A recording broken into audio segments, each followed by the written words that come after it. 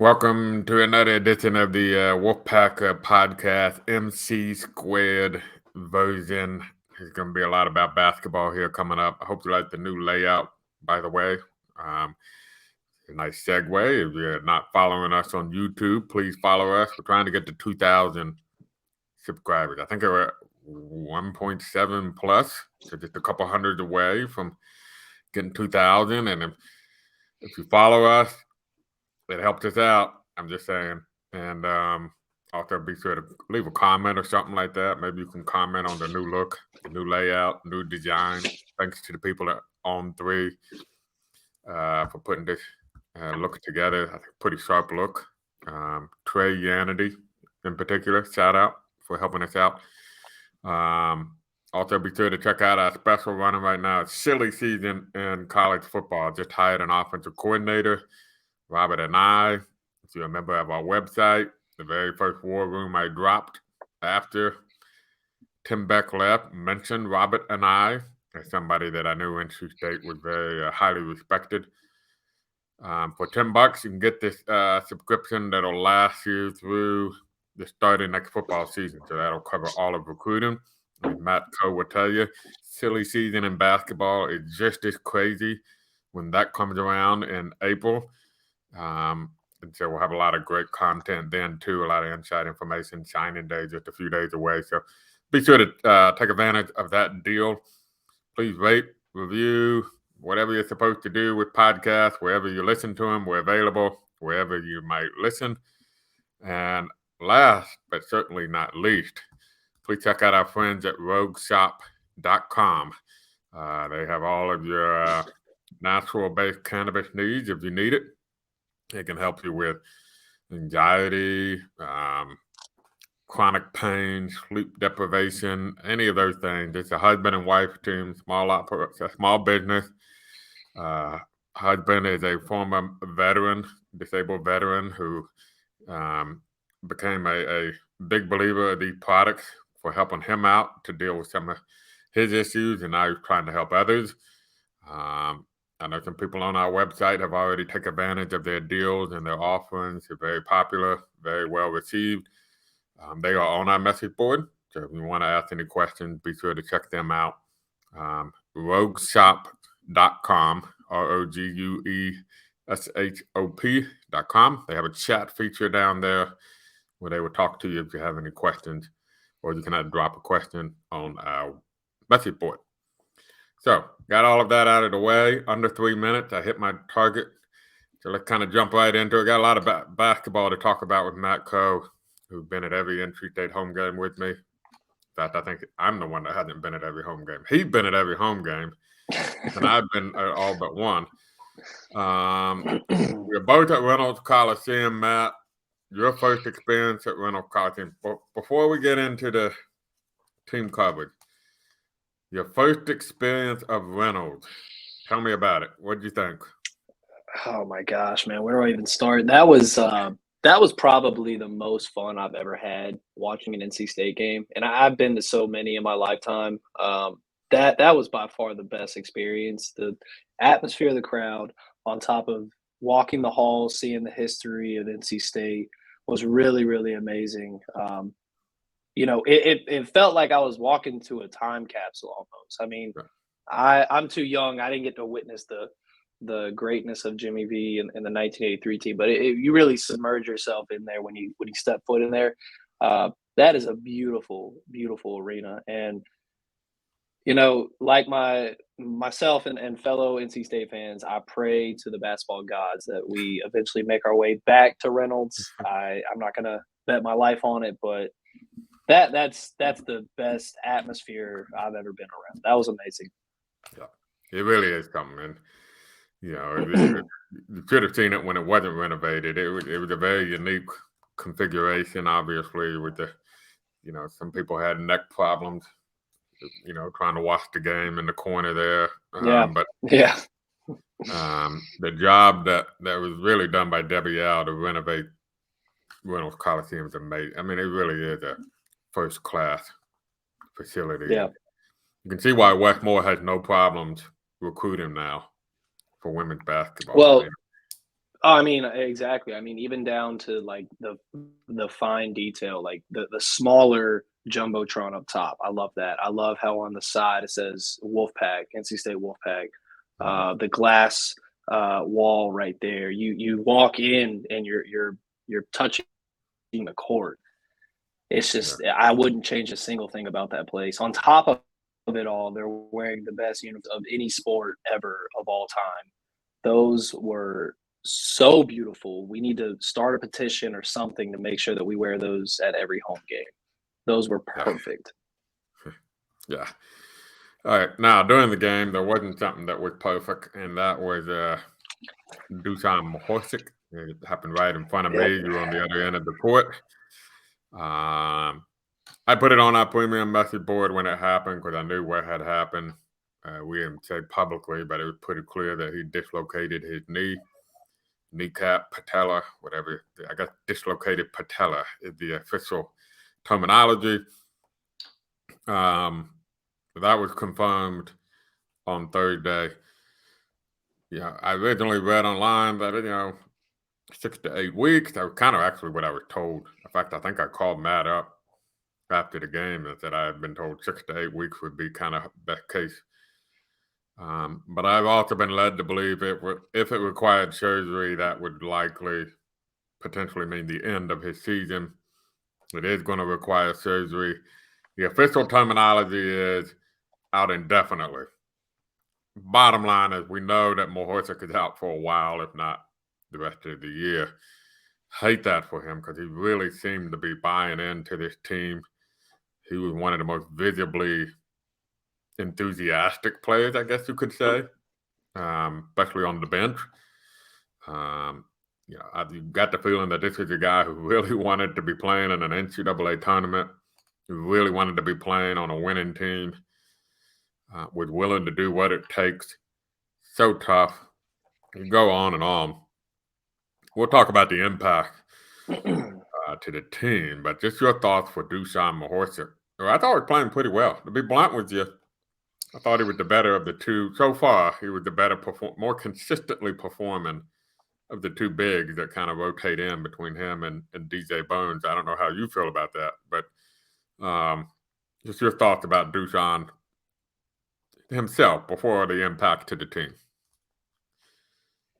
Yeah, I think Dusan was the perfect center position, perfect player, perfect guy in the locker room to have with this build of this team. I mean, he fit this team to a T.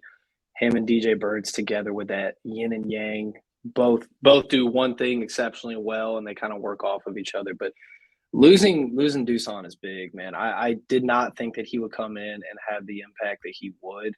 He is clearly a fan favorite. When he did get injured, I mean, I could feel the energy in the crowd. Kind of the air got sucked out of the room, and that's when Coppin State, kind of made a little bit of run there. So it just goes to show like how much he means to this team. He means a lot.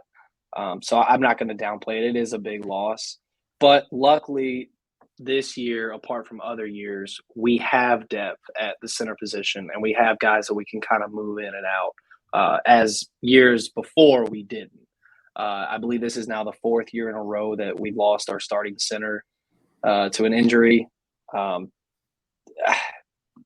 I don't know what we did to piss somebody off, but it's tough, man. It's so tough. This team was looking so good. The offense was clicking. I hate it for Keats. I hate it for the team. I hate it for the fans because this guy was the, like, I can't put it any other way. He was the perfect guy for what we needed. He gelled so well with what Turquavion and Jarkel bring together. Losing him is pretty big.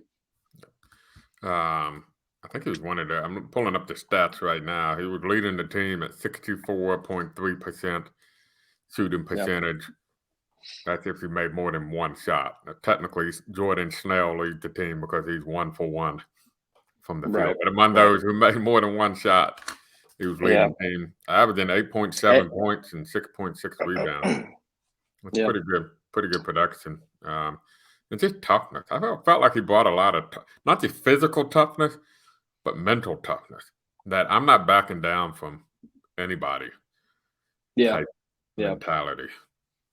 And he's not super finesse. I know that we talked on the phone after the game. He's not super finesse with his play style, but that's why it just worked. He could get down low and get dirty when he had to. That 64% is actually top 5 in the ACC. So to put it in perspective, he was pretty damn good while he was here. Hopefully he can come back stronger and better. There is a window of opportunity for him to make it back on the court. But it's going to be an uphill battle for sure for him. But I just hope he comes back stronger and better. He was a lot of fun to watch. Well, that's the bummer of the news. Then the next day, you'll find out that Isaiah Miranda, who is a borderline 5-star on the on-3 consensus. For those that don't know what the on-3 consensus is, it's the only industry ranking that gives equal weight to all 4 of the services. I know there's another one that has kind of a composite ranking, but they actually weight the rankings. They give more weight to their own rankings versus other services. The only one that just basically says, here are the 4 rankings, we're dividing them up equally. This is the average that comes out, is the on-3 consensus. And I believe he was number 27 in the 2023 class.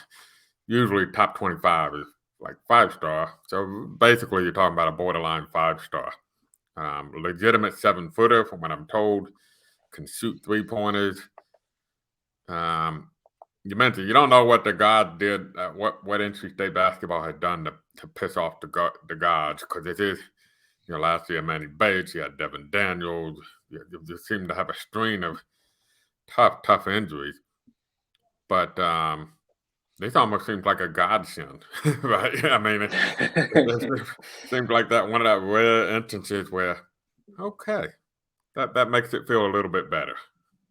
Yeah, it's definitely the perfect timing to grab Miranda. Now he's a little bit over 7 foot. I've seen 7 foot, 7'1".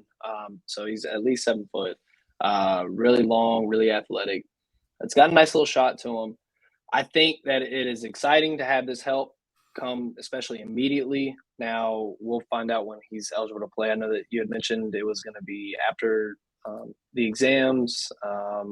I've seen possibility of early January, so that's kind of still up in the air, but it's nice to have that immediate help when we desperately need it. Now, I need people to also temper expectations. This is a kid that is stepping into his first play, is most likely going to be ACC play. That's going to be tough, and there is a possibility for him to start his career off against Duke. So he's got to hit the ground running. It's not going to be easy for him. Not to say he can't do it, but if fans are expecting him day one to start and come in and be what Dusan was, I would maybe take a step back. Not saying he can't be. He's definitely talented.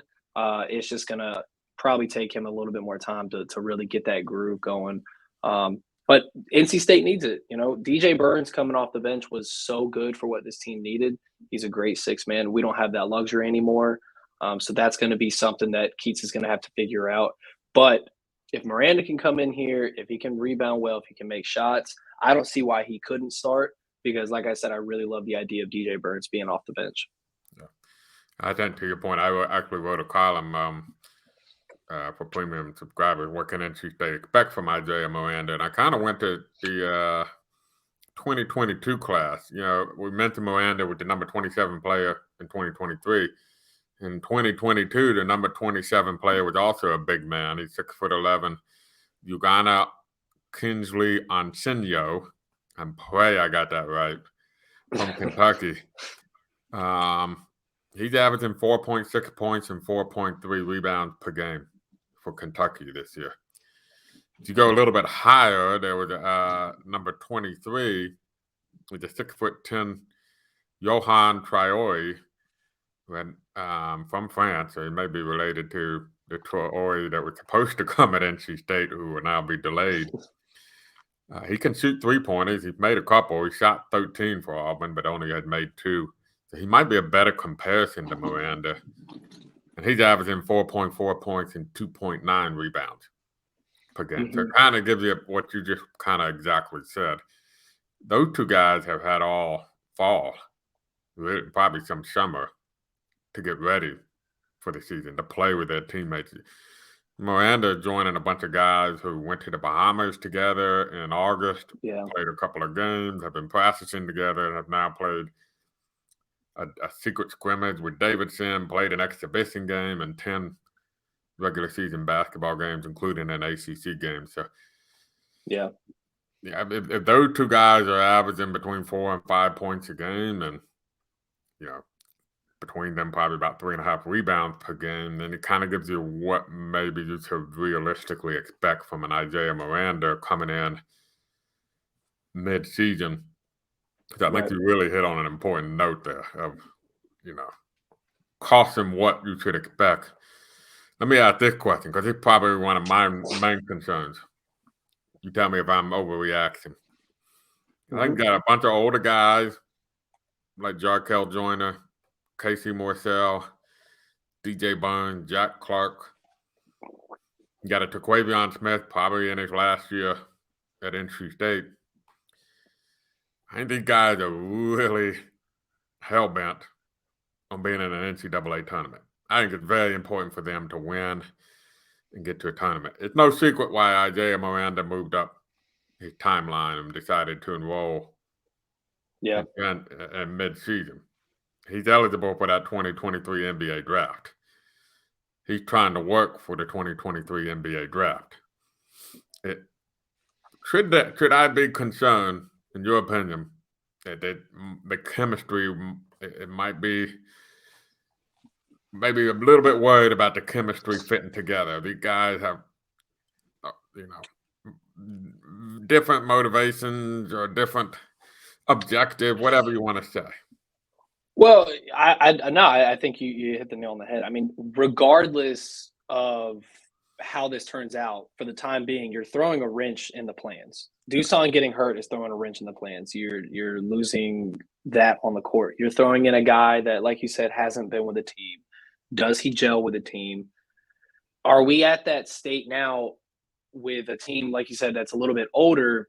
Do we really want to rely on a freshman to give you heavy minutes? Now, if you're going to give it to a 5-star, right? That's a good problem to have, right? But a 7-foot 5-star too. Exactly, at a position that we desperately need right now. So yes, I think it's okay for you to be concerned, and I think there is some concerns because, like you said, like there's a guy walking in, and he's probably going to play. How is that going to shake up in the locker room? What's the overall message? If these guys really want to win, and he gives you that chance to win, then he's got to play.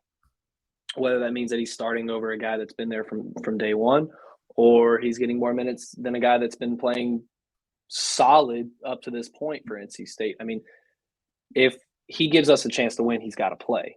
And that goes for everybody. So I don't think that you're wrong in thinking that it's going to mess with the gel of the team. My initial reaction to when Dusan went down is you're a guard-heavy team, play to your strengths. You're a coach that likes to play a lot of guards. Play your guards, right? You've got, in my opinion, if not number one, the number 2 backcourt in the ACC.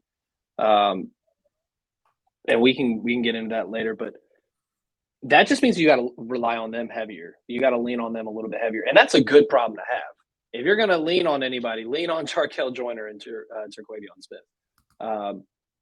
He doesn't necessarily have to be a focal point on the team, but it's definitely going to maybe ruffle some feathers if he walks in day one, and it's going to be a challenge for Keats to kind of piece that puzzle together from day one to kind of make the team gel. Because that's what I've gotten from this team is that they're having fun. They really like playing together, and they're gelling. How can he fit in is going to be the question. And for all we know, neither one of us have ever met Isaiah. I haven't met. I'm assuming Matt Coe has never met Isaiah Miranda. Yeah, he could be, for all we know, the most competitive guy ever who only cares about winning. So this is totally speculation on our part. So, but we do know that he is also motivated by entering the NBA draft in 2023, which is kind of where a lot of this is has been fueled to move up his enrollment in college. And who knows? Maybe he comes in for a few months and realizes I got work to do, and I kind of like this college basketball thing. And then all of a sudden, now you got a huge piece for next year, by the way, Yeah. on the roster. So there is that element as well. Let's talk about how you mentioned we'll get talking about Miami here shortly because that's a huge ACC game coming. It's really a huge. From here on out, it's all huge. To be honest, Coppin State was kind of the end of the softer portion of the schedule. I actually think Coppin State, by the way, don't be surprised if they win the MEAC. They put up a good fight. Yep. Sessions is a nice point guard. Yeah, Sessions and the other kid who I'm forgetting at the shooting guard. And one thing that a lot of fans don't know is, like, I was on that side of the floor next to the bench. They looked like they needed an ambulance next to their bench. They had a guy in a boot. They had another player starter get hurt in the game. One guy was wearing a cast on his hand who was playing. So, I mean, they're dealing with injuries. You think we're dealing with injuries? Those guys are dealing with injuries. So, yeah, I don't blame you for telling people don't sleep on Coppin State. Yeah, they got that point guard should be he was a double-digit scorer at Penn State. So I'm surprised that when he went into the portal, he ends up, unless there was some kind of connection to Juan Dixon or Coppin State that I don't know about. Right. You would have thought that he would have been a guy that would have ended up at another Power 5 super senior point guard at a Power 5 school. So that's a really nice get. He's averaging like 25, 24 a game. Yeah. At the MEAC level, that's huge. That's humongous. It's massive. Guard like that. So, but from here on out, there's no more soft games on the schedule. So we're talking about that shortly. How do you see in the immediate future the rotation playing out now without Dusan Mahorchik? I'll give my thoughts. I think DJ Burns will slide into the starting 5. And I think Ernest Ross will be first guy off the bench in terms of the post. And wouldn't shock me if Dewana gets 3 or 4 minutes per game. I don't think Burns can go more than 20 to 25 minutes. Especially once you get into the ACC where you got more athletic guys. He had foul trouble in that Pittsburgh game, if I recall correctly. I think both of them had foul trouble in that Pittsburgh game, if I'm recalling correctly. So it may depend on the matchup. Sometimes Ernest might be a little bit too skinny. I don't think that'll be the case against Miami. But how do you see it playing out going forward? Yeah, I tweeted this out that I think there's 3 players, and I kind of want to mix up this list a little bit from my original tweet. There's 3 players that I think that are going to have to have an immediate impact. The easy choice is DJ Burns, right? Because he's going to definitely slide into the starting 5 position. You don't necessarily have a 6-man anymore. I do agree that Ernest Ross is probably going to have to be that 6-man, and he gave you a solid game. He can definitely. I can't say that he's going to go out there and get buckets or anything, but he can put the ball into the basket if he needs to. He runs the floor well. My second guy would be LJ Thomas. I think not necessarily needs to start or anything, but I think I like his play so far through 3 games. He's 6 for 6. He's shooting the ball well. He's scoring well. I really like what he brings. But I think with those 2 guys, and then you got to look at Greg Gant. If he can somehow get healthy, that would be a huge, huge beneficiary for this team. He played in that one game, hit a 3, I believe, in the next one, and we thought we had him back, and then he's out for the Coppin State game. So you can't rely on him too much. Now, if you want to look at it at a different perspective, let's say the team wanted to go small. I was at Reynolds like an hour or 2 before the team was even warming up. I got there pretty early, and I was watching Dusan and Jack Clark shoot some 3s together, just putting some shots up. And Jack Clark is all of 6'8". He is a big, big kid. If Keats is in a bind and he wants to go with a smaller lineup, you could throw Jack Clark at the 5. You could have a heavy guard lineup if you needed to, and then make that work. I wouldn't advise it to start out, but like I said, if he's in foul trouble and he's – because we've seen it over the years where guys at the center position get in foul trouble. Typically, if guys have 2 fouls, they're going to probably sit out the rest of the first half. If that were the case, we got to hit the panic button. I think Jack Clark could slide into the 5. He could help separate the floor. I say that, but he's not really shooting the 3-ball well this season, which – NC State's desperately going to need him to do now that Duson's gone. Yeah, and I could actually, I could definitely, this kind of way back when I'm sure we talked about this. But I had one concern about the way this roster was constructed, with the lack of height at the wing. I would have loved to have gotten one more wing with some height, and this is a good example of where that could have been useful, where you talked about if you put Clark at the 5, which I totally get, then who do you put at the 4, right? You could be left with a situation where you really basically have 4 point guards / shooting guards and a wing forward. That's really, really – and you don't have that 6'6", small forward masquerading as a – that's where I think – and we talked about this. I think where that really gone out and getting that 6'5", 6'6" wing could have, and they tried. It wasn't from a lack of effort. Yeah, they the young guy. Who was the kid at Campbell, I believe, right? They ended up going to Arizona. Henderson, maybe. Was that his name? Cedric Henderson or something. I believe. Honestly, there's so many players in the portal now that I mean, look at football. There's over 1,000, and the thing just opened up last week. So yeah, Cedric Henderson, who's 6'6", 200 pounds, visited NC State. When Taquavion Smith announced he's coming back, he decided he was going to go to Arizona. He's averaging 9.1 points, 3.4 rebounds per game at Arizona. That would have been the perfect guy. They tried hard. Yeah. They got him in for an official visit. So it wasn't from a lack of effort. You can't snap your fingers and make something happen in recruiting. Sometimes I think fans don't understand that. But that would be my one concern about going small. That, like, if you went small, it's really going to be small. Because you really, you're left out with.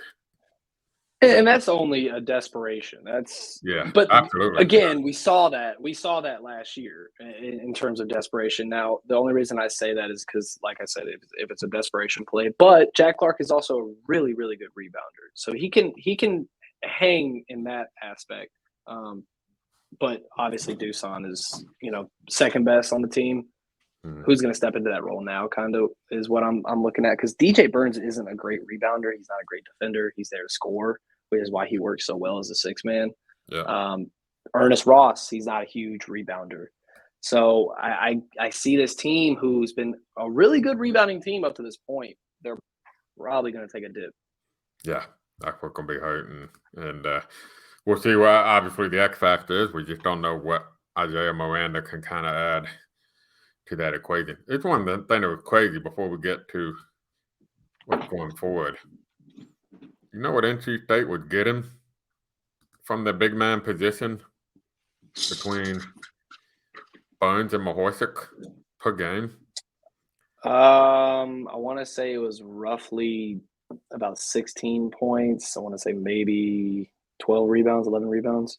19.1 points and 10.4 rebounds per game between Mahorsic and Burns. I mean, that's like basically having an first team all ACC big man. Yeah. Splitting up between 2 guys. So you don't want to undersell that loss, because I don't know if they're not going to be able to get all that production back. I mean, Burns may produce a little bit more. It can be hard to match that production level. Well, and that's another thing, is that if Burns is going to be effective, he has to have the ball in his hands. But if the ball is in his hands, the ball is now out of the hands of Terquavion and Jarkel, the 2 guys that you want taking the shots and the guys that you need to kind of carry this team. That's going to be the hard part. How do you kind of factor that in together? Because, like I said, like DJ Burns is a good scorer. You have to get him the ball. But at the same time, like, how do you not give Jarkel and Terquavion the ball? Catch-22 situation. especially too in the situation we talk about Miami here. Last 2 games, Jack Clark has struggled to shoot. That's an understatement. Mm-hmm. I think he is shooting on the season. The last 2 games, he's 0 for 11 on 3. On the season, he's 11 for 47 from 3, which is 23%, and he is 35 for 87, which is 40% inside the arc. I've written about it a couple of times. I really would like to see him start using that length and that wingspan and just go inside because the shot's just not falling for him right now. Yeah, and it's weird. He had a pretty shot. He had a soft shot. But right now, it's one of those things too. The last couple of games, they just haven't been particularly close either. So truthfully, if you go back to Coppin State, if it wasn't for Taquavion Smith and for Jaquel Joyner, that game was a struggle for a lot of guys on that court. Now, as a team, they shot right at 50%, I believe, 40 to 50%, but it wasn't necessarily efficient all the way through. You had guys shooting, like 2 for 4 or 1 for 3, but other guys like Jack Clark and Casey just weren't making shots. Yeah, you had Smith and Joyner combined to go 23 of 38, which is an exceptional percentage. The rest of the team was 13 for 31.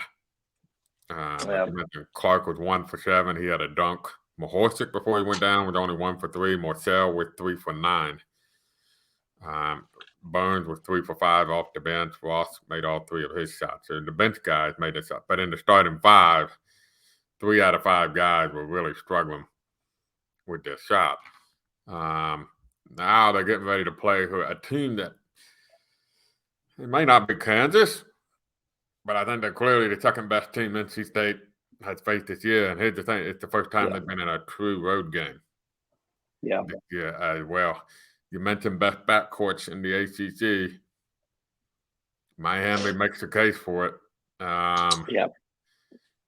Interestingly, this is probably a game where if you were not to be down a big, Miami's not a tall team. They only play one guy. Their starting lineup is 6'7" or shorter across the board. They do have a wide body 6'7" guy who's a double-double machine, but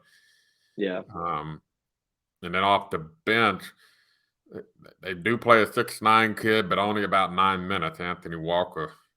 It's a team that relies a lot, though, on really 6 guys. They play 8, but they really rely on six guys. But that 1 through 6 they have, it's pretty darn good. Yeah, it is. It is. And they've got 4 guys in double-digit scoring. Obviously, Isaiah Wong's back. He just had a career-high 36 points against Cornell. When you talk about that backcourt, it's Nigel Pack, transfer, and Isaiah Wong, who we all know from years past is one of the best scorers in the ACC and all of the country.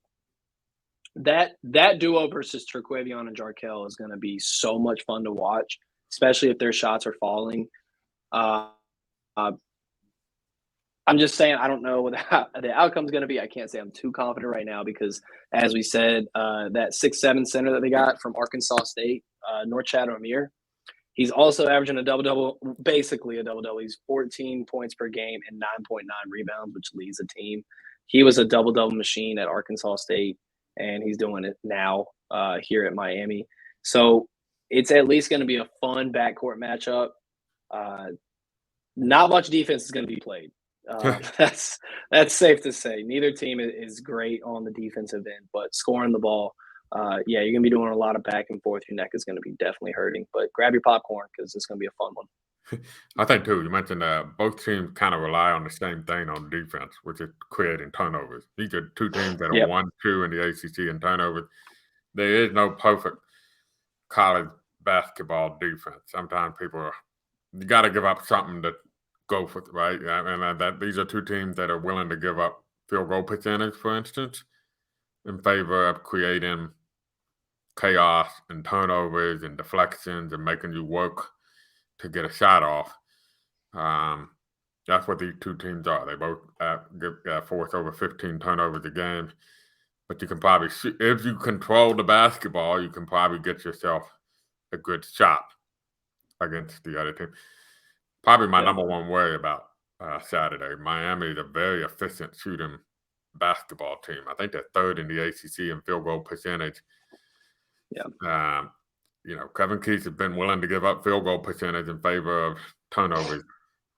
So with their backcourt, I think you're going to need Joyner and Smith and probably Clark and Morcell, one of them, hitting all their shots in this game. Yeah. You can't have guys slumping. Sorry, go ahead. Sorry. Can't have guys slumping a la Pittsburgh. Which, by the way, we haven't talked about that. But yeah, we got to talk about this Pittsburgh thing. I know a lot of bad reaction to that loss. I think Pittsburgh's better than people think. Yes, 100%. Yes. They're better than I think they do. They had a couple bad losses early, but Hugley was hurt.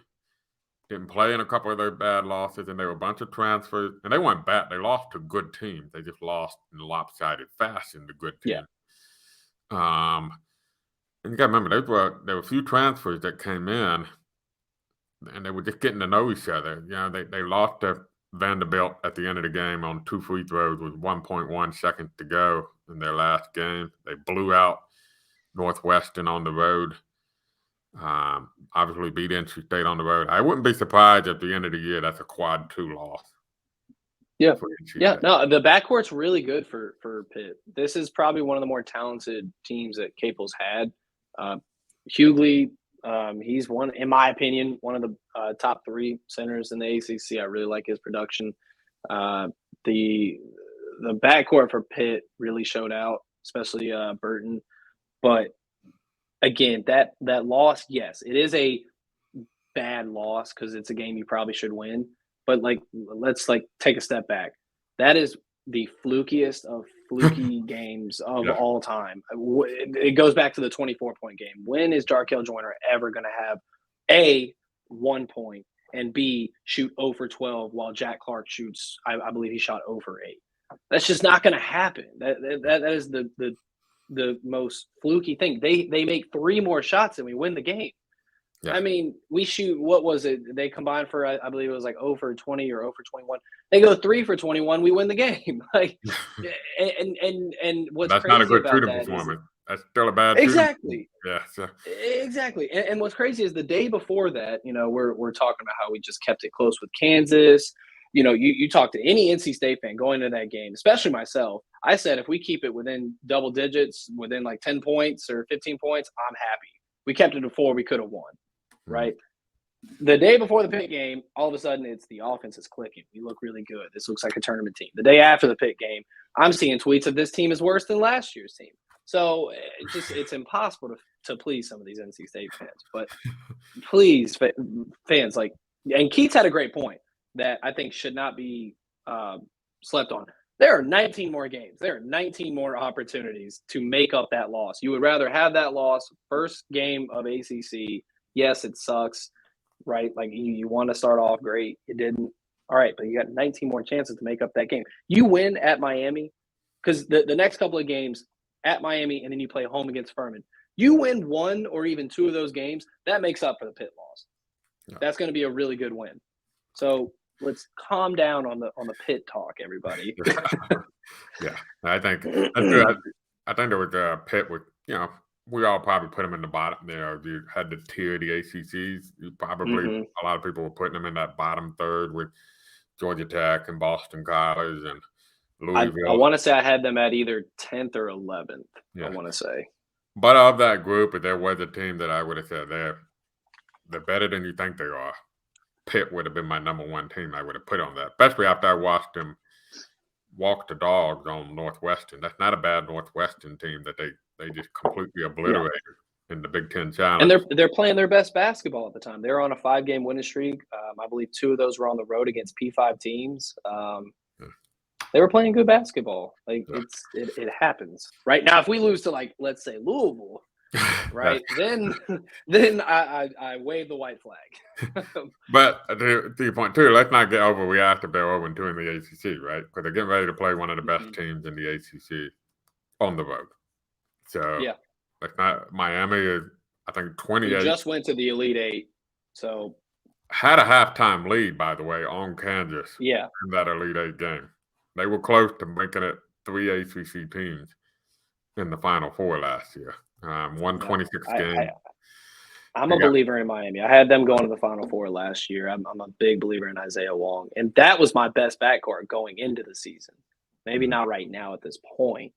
So I'm not too optimistic about this upcoming Miami game just because it is the first one on the road. But again, to your point, don't panic. Don't overreact. Yeah. No. Don't panic. Don't panic. Yeah, there are plenty. I mean, we say how the ACC shapes up this year. There are going to be plenty of opportunities to get back to 500 or above 500 in the ACC. Yeah. But it is a big week ahead. I think if you're thinking NCAA tournament, you'll want to win 2 out of these 3 games between Miami on the road, Furman at home. It's not killer if you don't get me wrong. And then Vanderbilt on neutral court. Far it's just from so early. Yeah, it's early. You know, it's just so early. And another highlight a matchup I want to highlight is Jordan Miller versus Jack Clark. Jordan Miller averaging 14.6 points per game. He's second on the team. He's really stepped into that Cameron McGusty role of that second go-to scorer next to Isaiah Wong. That's going to be a good matchup. And like you said, like either Casey or Jack have to kind of show up. If both don't, it's going to get a little dicey. But I will say for anybody that's into bracketology, I'm not really super into it until about mid to late January. Andy Katz, the legendary Andy Katz, has us as in for now. Yeah. So just saying. Yeah, I think the key, that Butler win may end up being a big one because they're right on the cusp of already being a quad one. So I hope Dayton is the one that you're really with him. I mean, the way they performed against Virginia Tech, you're starting to wonder if there's some issues going on with that. And here I am sitting here telling people we don't want to play them, and now. Well, you were right. We didn't want to play them because they don't look good on our resume anymore. There we go. Thanks. Way to spin zone it. Yeah, you're right. So, all right, so we got a big weekend. Miami, 2:00. You can get it on RSN unless you're streaming one of the streamers out there. Then I don't know what you do at that point, because I guess they're not on like those streaming services. So I'm still old fashioned. You know what's better than streaming it? You know what's better than streaming it? It's on RSN. Just go to the game. Just. Oh wait, no, it's in Miami. Never mind. Yeah. What am I saying? I mean, that's a dedicated fan right there. I'm sitting here thinking of the Furman game. Yeah, go to that game, everybody. That's gonna be a good one. But I'm old fashioned. I got a satellite on top of my roof, so I can watch it. There you go. Yeah, when it doesn't rain, I'll be able to watch it. So that'll do it for this podcast.